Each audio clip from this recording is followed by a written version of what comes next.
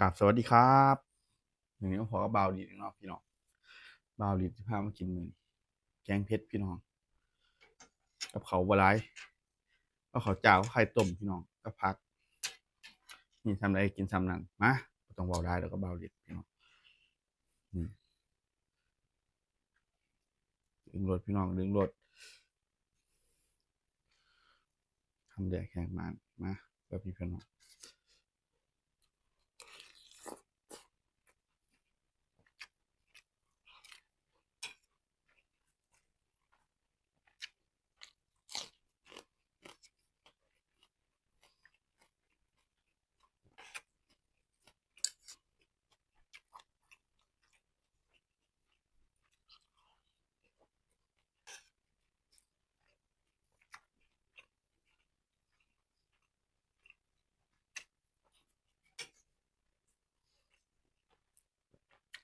กินมาพี่น้อง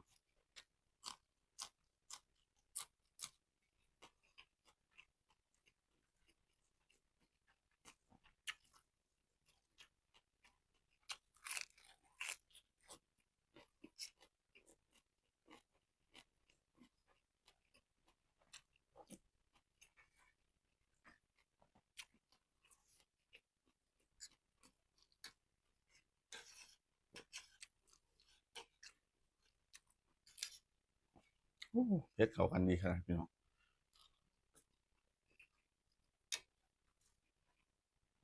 ครับ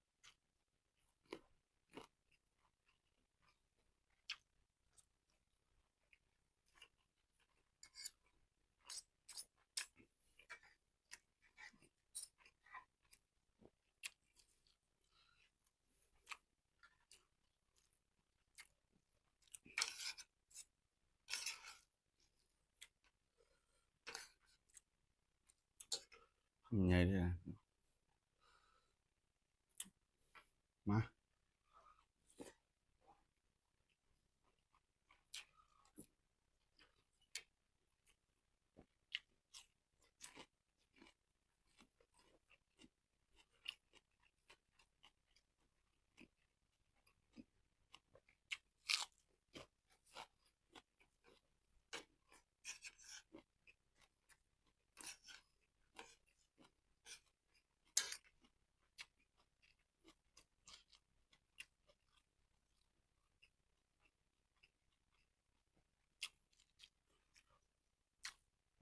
พี่น้องอย่าลืมกดไลค์กดแชร์ให้บ่าวหลีดเด้อครับกดติดตามไว้กดกระดิ่งแจ้งเตือนไว้บ่าวหลีดลงคลิปมื้อนะพี่น้องโอ้ยยุ่ง สากหลังก็สากเก่าสากเดิมแหละพี่น้องบ่งามขอโทษขออภัยเด้อพี่น้องมา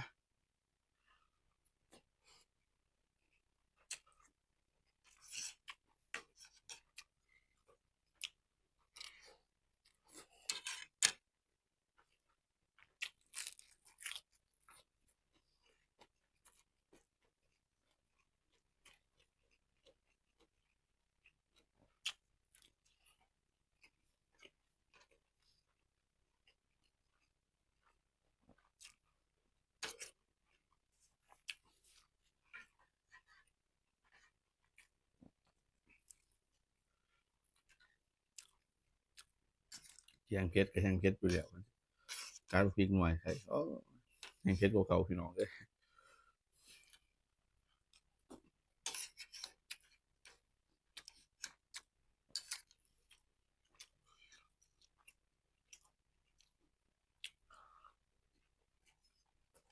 หือนิดหน่อยก่อน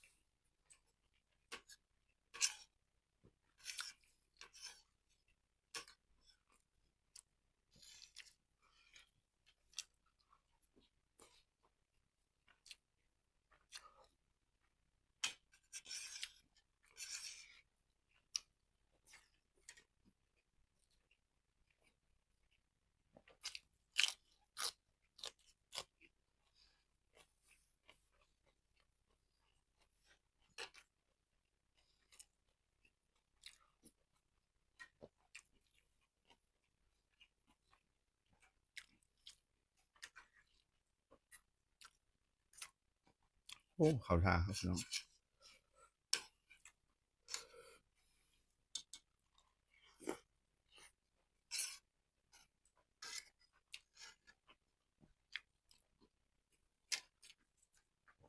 เยี่ยมเนาะ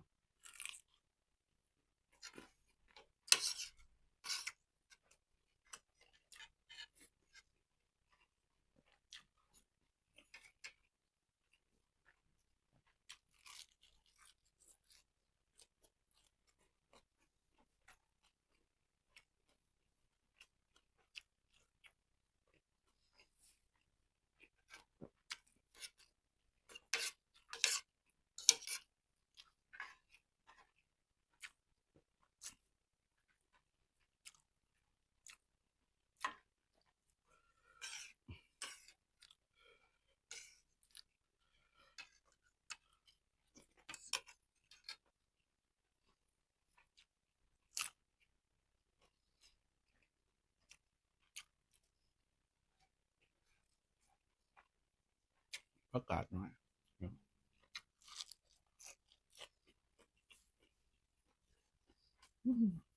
กรอบดีมั้ย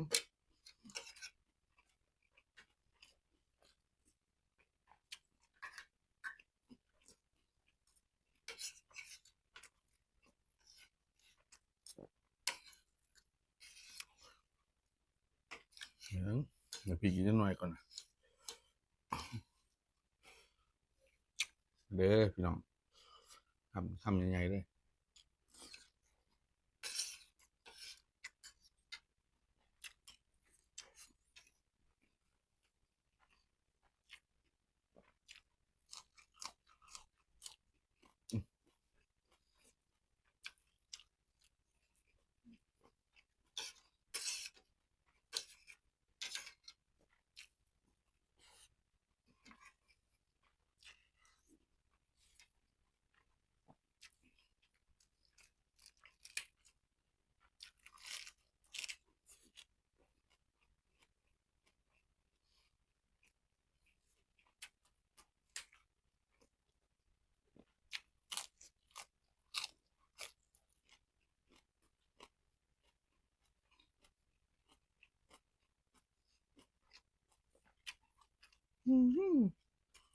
เผ็ดพี่น้อง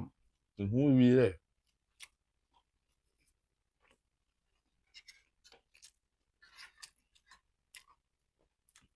มันติดซุกหน่อยมั้ง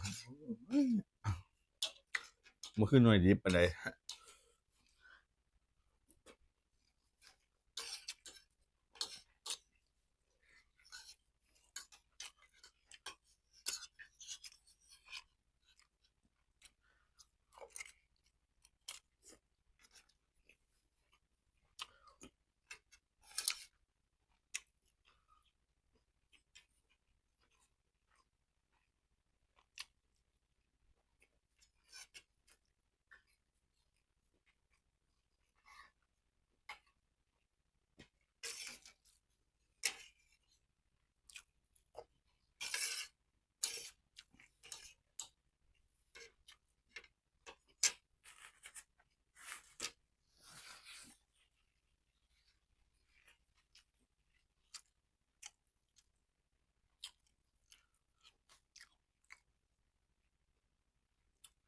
บ่าวฤทธิ์ขอลาพี่น้องไปก่อนเด้อกราบสวัสดีครับ